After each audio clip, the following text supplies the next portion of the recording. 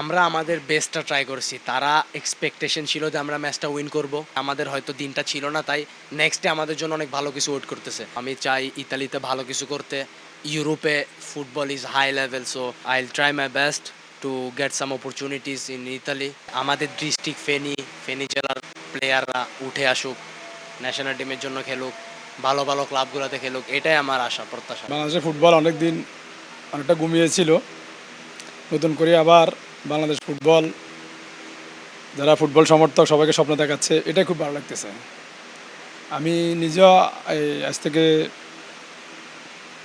6 মাস আগে কল্পনা করিনি বা চিন্তাও করিনি যে আমার ছেলে দেশে পাঠাবো। এটার জন্য ফুটবল ফেডারেশন ধন্যবাদ পাওয়ার যোগ্য। আমাদের ফেনীর ছেলে আমরা নিজেরা আসলে কল্পনা করতে পারি, এটা আমাদের গর্বের বিষয়। আসলে আমরা গর্ববোধ করি ফার্মিদুলকে নিয়ে, যে এত চেঞ্জ পুরা বাংলাদেশের ফুটবলটাকে চেঞ্জ করে দিছে তারা কয়েকজন ফুটবলার। মাহমুদুলের এই যে পারফরমেন্স দেখে, মাহমুদুলদের এই যে জাগরণ দেখে আমাদের ফেনী থেকে আরও অনেক ফুটবলার তৈরি হবে এবং তারা ইনশাল্লাহ জাতীয় পর্যায়ে আরও ভালো ভালো অবস্থানে যেতে পারবে।